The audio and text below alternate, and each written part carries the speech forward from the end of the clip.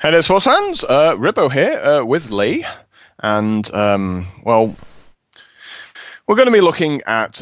It's not necessarily a new game. It's been out for 9 months. It's called. Lee, do you want to tell us what it's called? It's called Duel of Champions. It's a Might and Magic Duel of game. Champions for Might and Magic. Now, it's kind of funny because myself, Lee, Boomer, we've all sort of had different experiences with the Might and Magic franchise in the past. Me personally, I loved the Might and Magic series. I think Boomer liked the Heroes of Might and Magic, wasn't it? I think so. I think that's the Yeah, one. he loved number three. If you pretty much speak to anyone who had played Heroes of Might and Magic, they always say number three was the best. I preferred the sort of the kind of MMO style, running about hitting stuff. But Lee, your mate Kabir has been playing this for some time, right? Yeah, it's been heckling him into getting into it, but when there's a year of a game gone, and you're like, I'm going to be so far behind. But the good thing is they've now had essentially a chop-off point, where there's now a new standard format, which is just the base set 2 and the next expansion. Mm-hmm. Heart of Nightmares. So one of the cool things was that, a few months ago, we had this roundtable discussion. You were part of that, weren't you, Lee? I was, yep. We did mention this game. And we did, in fact, mention this game. And since that video happened, Ubisoft actually got in contact with us directly and said, would it be okay if we give you some money to make a video about it? And we was like, yeah, that seems absolutely fine. So this is technically our sponsored video, but if we didn't like the game, we wouldn't be making this video. That's just how it is, and we're gonna give this money to you, aren't we, Lee? So you can buy a camera or something, so, yeah. so we can see your face. I'm gonna submit you all to that, unfortunately. But this is sort of having looked at it for some time, and basically what your friend Kabir has been plowing into you day after day, that this is a sort of a pretty interesting game, right? Yeah, it seems. I mean, I've been playing it for about a day, and I've not got bored at any point, which is a good point. And it seems quite in depth, and I've been making a lot of mistakes. And usually, I mean, you know how it is, River. Usually, when you've been playing card games, you pick it up, and suddenly you're better than 90% of the people you play against up to a certain level. Well, today I've been not doing as much of that. So that kind of tells you that there's a lot of strategy that needs thinking about before you actually, get right into it. There's probably a mindset for the game, particularly, isn't there? That's going to be different to all the other. Well, it's got different things to other card games. It's got a grid system, and well, in fact, let's go into that. Let's have a look at a practice game. I guess that would be the good way to. We'll jump into this campaign. It's got a full PvE kind of thing going on. So this is just a one-player campaign. Yeah, it's versus the AI, which seems reasonable. Are you given a pre-constructed deck for this? You play through the tutorial, and then you get to pick one of the factions as a starter deck. Can't for the life remember what all the factions are, but I chose. But there's 5, was there, or 6? I think there is 5. I think there's 5. 1, 2, 3, 4. There's 6. Six. There we go. We got there. There are 6. You can tell by the icons on the bottom here. Uh-huh. And that's the one you ended up picking, right? The one that's highlighted with the tick next to it, yeah? That's the one I ended up. The extra one I ended up picking up. I've not gone through it with the deck I picked as the tutorial. But this is I like setting things on fire. I'm a bit of a pyromaniac, so I picked the demony fiery people, which are called Inferno, I think. So we'll jump in against someone, and basically every time you complete it with one of the factions, you get 1,000 gold, which we'll go into later, and 2,000 XP, because everyone likes leveling up, and you get rewards for hitting certain breakpoints. Yeah, because in this game you have gold, which lets you buy the older cards, right? Well, the base set, from what I'm doing, is I'm ignoring everything previous to what's gone to this standard thing. So I'm currently, you can buy base set 2 packs with gold. It's 15,000 gold to buy a pack, but you seem to rake that in when you're playing duels and things anyway. Okay, and then there are seals which you buy with real money, and occasionally get as like achievement rewards and stuff like that. Yep, they go towards. I've used them to buy some of the new set, which for the first 3 weeks, that's all you can buy it with. I think this is the business model, and then after 3 weeks, you can buy them with gold as well. So yeah, so you're like 3 weeks behind, basically, if you don't want to spend money, but you can catch kind up. of 3 weeks behind, but I've been obviously. Another way you can tell I've kind of gotten into this game is I've been looking at tier 1 decks and things like that, and a lot of the tier 1, tier 2 decks, some of them are made up from mostly the base set, so you can get a competitive deck, and you can. But also because of this sort of matchmaking system that's in place, you generally find yourself up against people with fair decks, really. Well, the first 5 or 6 matches was completely against starter decks. Then after that, I saw the odd card. Didn't feel like I was getting outclassed at all by anyone. It still felt like a bit of a fair fight. Yeah. Enjoyable. I mean, that is ultimately, whenever you play any card game, if it's not enjoyable, you're going to give up quite quickly, aren't you? So it is very important for that to be sort of integral to the game. So there seems to be a lot going on this screen anyway, from what we're looking at. It seems like quite a busy thing. So while we're in selecting my hand, which I think we have unlimited time with, because it's just a one-player game, right? I'm going to point out a couple of things. So I am the starting player. So I start with 0 resources and a threshold of 0. Think Hearthstone, 0 mana crystals, 0 open to spend. But my opponent starts with 1, so he'll have 2 mana on his turn 1. These little symbols are your thresholds for playing cards. This one's Might, Alchemy, and Luck or Fate. And basically each card has a threshold. If you look in my hand currently, I've got this big Minotaur dude. Juggernaut, his name is there. Yep. And he would require 3 might to play. 3 might, so that's the thing in the top corner. Yep, this one up here. And also 3 total resources as well. Yeah, and then they get spent to play him. And his stat size, he's got 4 attack in the circle, 3 retaliation. So not only do your creatures deal damage when you attack, if someone attacks into them, they deal retaliation damage, which is 3 back.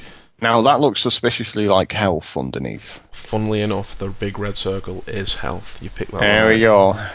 And he's you embiggen him. He's a dude. He's a creature melee, demon juggernaut. Obviously your keywords, some things trigger off them, but melee is quite important. You'll see the rows in a minute, and you can only put him in the front row. And then you've got ignore the sweep attack and things like that. It gives you all nice tooltips on the side, so it's quite easy to pick up. It's all very, very intuitive, to be honest. I wasn't frustrated by anything apart from my own incompetence. So it's funny, you briefly mentioned you thought the coolest thing about this game was how you can flick through the cards in your hand. Yeah. Most games you have to leave the clicking. Well, currently I'm just pressing the left and right key to scroll through my cards. Because in other games you have to zoom out, then select another card and zoom in on it again. Yeah, it's just a really nice quality of life thing. So yeah, I mean that seems pretty handy. Anyway, especially when you're going through your collection. You don't think you will amass cards quickly, but you really do if you just buy a booster every time you have access to it. Because they kind of just throw gold at you when you're doing your first few levels. So the reason I embiggen this lovely lass is she's a shooter, and she can sit in what you'll see is the back row and can fire on there, but she's immune to retaliation. And shoots at stuff. Yeah. Yeah. But as we can see, anyone who... Oh, and a spell. You have spells. Generally spells need alchemy to cast. And there's also fate cards which need luck cast. Which is why I'm not sure whether this is actually luck or fate. Will become apparent, I'm sure. It's a banner. Call them banners. So we decided it's fist, fist, potion, banner. pots. Yeah, there we go. So yeah, this is quite a good utility spell. You can bounce things around. It's very much based on unit movement and stuff as well. So any of you people who like chess, things like that, or like tabletop war games might like this as well. So this hand's obviously terrible because I can't play anything for the first 3 turns. Why can't you? Just out of interest, so people understand this. So if I select this hand, it'll go to my first turn. I will gain 1 resource to spend, and then I'll be able to use my hero to pick to either increase one of my thresholds by 1. Yeah. But that won't matter because this guy costs 3, and then everything else costs 3, and I haven't got anything to relocate. And I'm quite an aggro deck, so I'll draw a new hand and it'll zip us down. So now you've got a lot of wands. Yeah, and this is the game board, which is quite interesting. So, quick rundown. You've got your deck, graveyard, ongoing. That's where spent cards go, the graveyard. Just to remind people. So you've got this little square up here, rectangle. That's where ongoing spells would go. Spells that hang around for more than just a one-off effect. Okay. You've got these selections up here. They are mainly for targeting, and what they will do is you'll drop a spell, say, that does 2 damage to everything in a column. Yeah. And you'll hit the column, and it'll do 2 damage to everything in the column. That seems fine. I've not come in contact with anything that affects through here at the minute, but as far as I know, probably be the same but roads, right? Ongoing effects that affects the row continuously. Yeah. It makes most sense, that's what I was thinking. So, and these are fortune cards. Or, sorry, event cards. I just read fortune then in my head, started looking. And these are, both players bring a stack of them basically. I think it's 8 in a deck. And they have different effects, like I could play 3 resources to discard a card and draw a card. Or I could use their ability and pay resources and draw a card. So the thing is, both event decks are accessible to both players. So you need to choose the events that are most beneficial to your deck, but are not going to help your opponent. Once you've used an event, it goes away, or does it stick around? I think one is revealed at random every turn, from what I've seen. I've never seen these decks run out, so with our in-depth testing. So you've got your heroes. My hero is Garant, Seeker of Discord. He's an angry man on a nightmare horse type thing. Yep. So his ability is 0 once per turn, increase my fist, potions, or banners. Or I can pay 1 and draw a card. Oh, so you can only do one or the other. Right, that's interesting. So it's another choice. It's all about choices. Where my opponents, like this guy can play. Every hero has the increase. They all have different startings. Might, alchemy, or luck. Yeah. So every hero has this might, alchemy, or luck thing.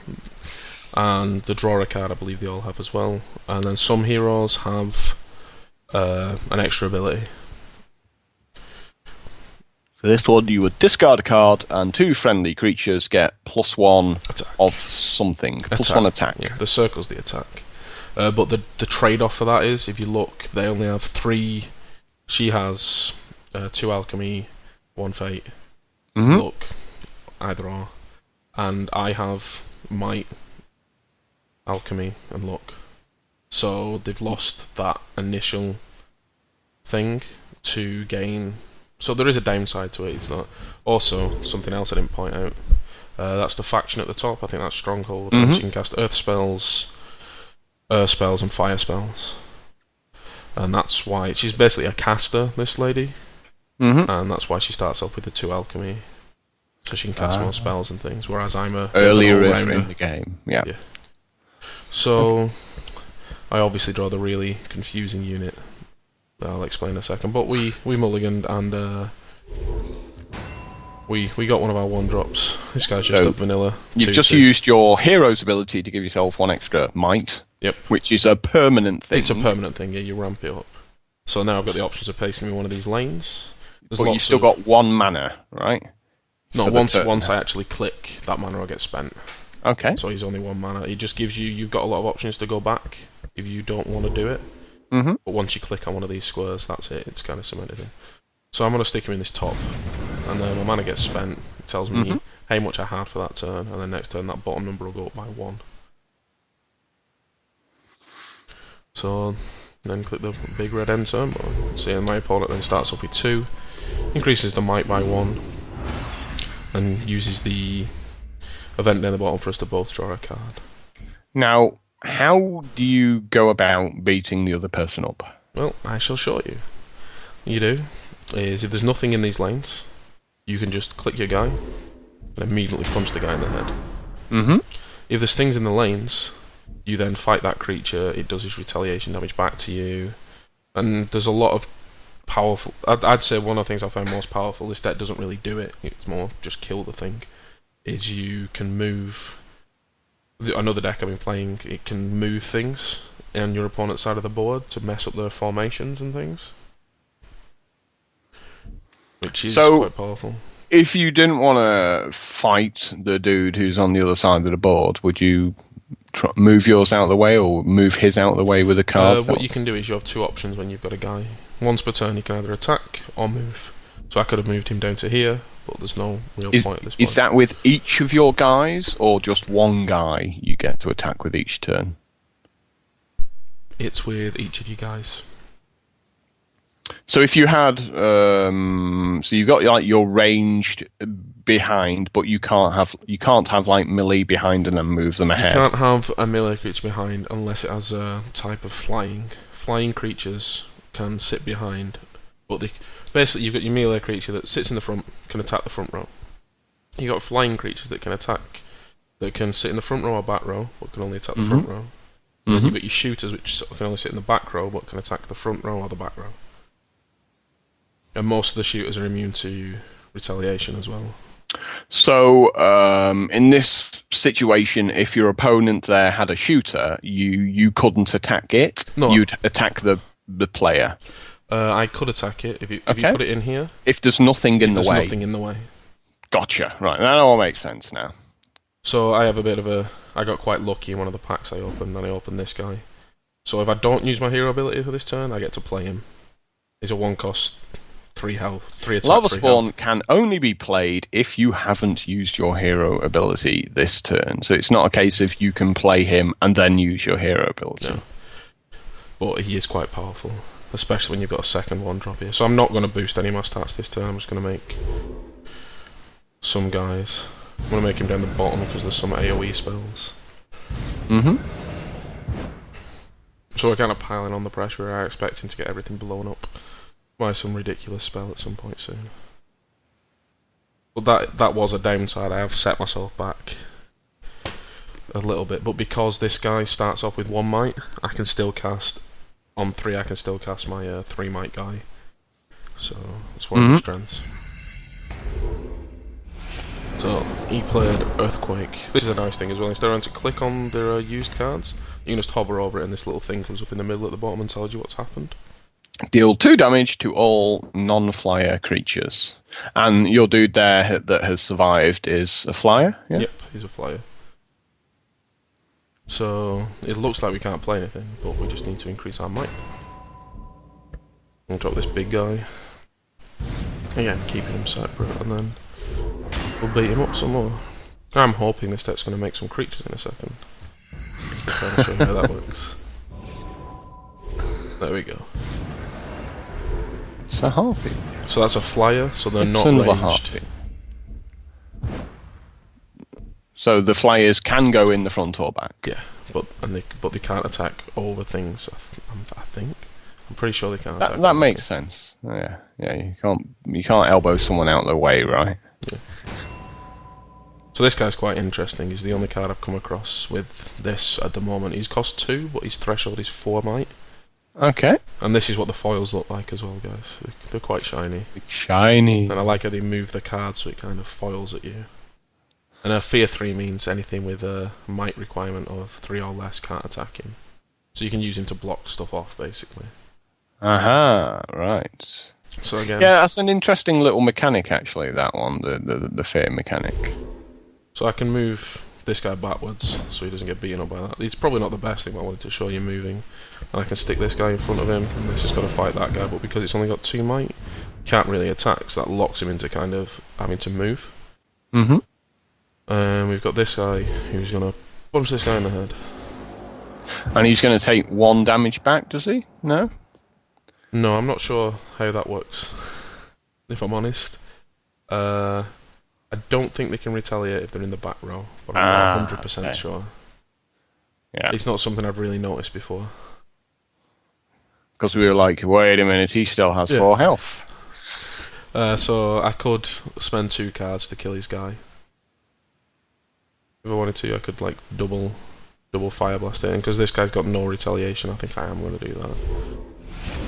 Again, like most card games, board control's pretty good. Plus I have some fat monsters. So would you say, games are pretty fast once you get into it? It can really go either way. So you just manoeuvred my creature up to the top row so I couldn't attack this guy. Okay. So you've got some guys that have come into play abilities. Maniac Taskmaster. So let's see whether I've got this all worked out now. 4 mana, you need 3 might to play, which you've got, but you also need 2 of this luck or fate thing, whatever we're going to call it, which you've also got now. He has 3 attack, 2 retaliation, 5 total health, and when he enters the battleground, if you control 3 or more demon creatures, opponent discards a card at random. And do you have 3 or more demons? Well, he's a demon. He's a demon. And he's a demon. But does he include himself as a demon? I've not tried that one yet, because whenever I've been playing this deck, it's been in like ranked constructed, and I've not wanted to kind of punt the games. So we've not figured that one out yet. So I can chuck him in here and then stop this guy doing anything. He discards a card, and I've still got enough thought left over to I can either draw a card at this point with my hero, or I can't activate any of these, or I could play this other 2/2 guy. Thing is, I'm expecting him to try and blow my board up again, so I'm probably not going to play the 2/2. I don't particularly need any of these things. I mean, this guy needs 2 sorcery, 2 alchemy even. I think it's alchemy. Well, I don't know why I said sorcery. And he gives magic channel. That's quite an interesting ability. Because it's always referenced, you see, by the actual icon. While this creature is on the battleground, its controller's alchemy level is increased by 1. So he boosts the stat for me once I've got him in play. But I think... No, you know what? We'll up our alchemy so we can play him next turn and not forget to attack, which is something I do sometimes. Because you're having so much fun, you want the game to last longer, right? Yeah, there's actually one of the missions that I've done, like everything the opponent has is lifesteal. So you've got to kill it in 1 hit. And I was playing like a little dorky deck like this, going, meh, can't kill it in 1 hit. So I actually go out, change some cards around, come back in, and blow some stuff up. So that's a little bit frustrating. PvE. I won't say it was frustrating, it was just like, oh, I didn't know things had these. Relocate target enemy creature. So he's just done some stuff for the sake of doing it, really, there. Yeah. He's like, oh my god, this rush deck's kicking the crap out of me. So we're gonna beat him up, and then I don't know, perhaps I should fight against a real person. Do you think? No. I mean, we just wanna just get the gist of the game there, and I think you've managed that. So you get a nice little break some there. gold and some XP for having beaten the computer. And it gives you like a nice little breakdown on what's going on in the game as well, how many turns. The longer a game goes, though, the more XP and gold you get in ranked. Okay. Well, we will be making, I guess, at some point some more videos about this if it is what people want. We were given a specific code just for this channel, just for people to like sign up with the game from, and that will be in the description box below. So, sort of final thoughts, Lee. You were saying it looks to you to be a game you're going to want to play more. Yeah, it was originally I was playing through it just because we were going to make this video. I'd been asked to play through it by a friend, because he wanted someone else to play with and stuff. And within a day, I've started looking up top deck lists. What can I build my deck towards? What's the best way to go about that? Like the achievements come up every so often. They feel quite rewarding. So, I'm getting my purple pixels. We were looking at the achievements. I mean, like some of them pay seals out as reward, which is the currency you can only buy with sort of real money. Here we can see. Here's the achievements. We've got so how much progress you've got towards that with like reach level 10, so we're halfway there, and then it gives like 100 seals as a reward. And what can we buy with this golden seals? If you can just bring up the ye olde shoppy. The big advertisement for the new sets, obviously. So this is the stuff I've been concentrating on, the standard stuff. So this is the new base set here. So you got the base set 2, which is like they've reworked it all for balance and things like that. I don't know enough about the game to know if there's anything that's OP at the minute, but it doesn't seem like there's any outcry on the forums just yet. Yeah. But when you get to level 10, you will have 100 seals, which you can almost buy one of these super packs with, if you so wished. But you think you're not certain, but you think you can get them from tournaments as well, right? I think the tournaments pay out in these, or they pay out in ludicrous amounts of gold. From what I've been told about tournaments, there's loads of different ones and things like that. So they have quite an interesting ranking system that you can look at. Are they like free to enter, or do you have to pay for some of them with gold? I think you either pay gold to enter them or tournament tickets, which I have 5 of that I've got from somewhere. Well, that makes a lot of sense. Maybe they just give you 5 to try it out. I think you get them when you finish the tutorial, but don't quote me on that. I'm not 100% sure. Okay, so you can... The boost is quite interesting as well. You get given these boosts off like finishing the tutorial and reaching like level 2 or something, but they're time based. So when you're in a game, if you can beat that guy really quickly, you can get more games in your gold boost. So right, so it like lasts for like 2 hours or something. Well, it lasts for 60 game minutes, so minutes of games you are playing. Oh, so that's good, yeah. Because I mean, you don't have to go. Here's my gold boost. I am staying on for this long playing games. Yeah, I mean, you suffered from that in other games, haven't you? Where you'd get like a 2-hour thing, but if you were just sort of loitering, doing nothing, it was still ticking down. I can't remember which. There was a game that annoyed the hell out of me with that, and I can't remember what it was. But yeah. But anyway, you at the moment are a fan. I am a fan. Yeah, I'm pleasantly surprised and engaged for the first time in a while. So. So maybe we shall see some more videos from you in the future, and certainly to any of our viewers, if you are already playing this game, because we've said it's been out for 9 months, but they just wanted to do sort of this big patch before telling people about the game, which kind of makes sense, really, doesn't it? Yeah, like it gives people, like I was saying at the start of it, it gives you an inroad without feeling like you're massively far behind. Yeah. That can be a problem with just the genre of sort of card games, isn't it? It's like, oh, he's already got tons of stuff, I've got nothing, and then you're just playing constantly against people who have tons of stuff. Yeah. But the matchmaking seems to all sort of do really well. I've been quite happy with that. So. Okay, well, I think that's a cool bit to sort of wrap this video up. Like I said, again, we do have a link, and we really would appreciate people like trying the game out for themselves. You figure anything cool out, leave us a comment, and I'd be happy to know about any decks and things you figured out and stuff like that. So now, Lee, what's interesting is you and me both downloaded the game differently.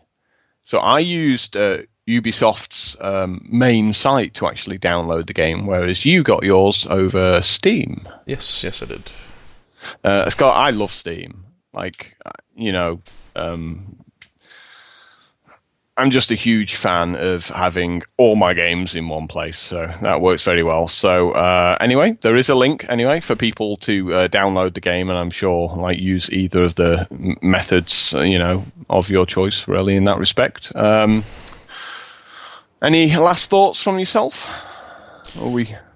No, I'll probably see you soon with some more videos once I've crafted together a competitive deck, shall we say. Yeah. What do you think about the community on the side? I mean, the forums and stuff like that. It's forums. They're Functional. yeah. That's fine. But the people I've played in game, even when they've essentially I've crushed them, they've been like, "Oh, well done, good game." Oh, so you can talk You in can this talk. game too. You can talk across, which I was a little worried about, but I've had no negativity so far in like a day and a half. Yeah, yeah. Like that for me, the community is what makes or breaks sort of any game. Like nowadays, because you can have like a really good game, but if you just have a bad experience with the people you play against, it certainly turns you off from ever wanting to sort of play that game good. So it's good that it also encourages you to add them as a friend afterwards, and there's achievements for challenging and beating friends. You get rewards and stuff for that, and I think there's a place on the forums where there's people looking for friends and stuff like that to play with. So I was quite enamoured with that. I thought it was, a good way to go. Okay. Well, so like I said, we got paid to make this video, but it certainly seems like something we would have done anyway, and pretty much said exactly the same things as what we did, as it turns out. So, do us a favor anyway, click the links and try the game out for yourself, and we shall be back, whenever with another video from myself and from Lee. Goodbye, guys. See you again.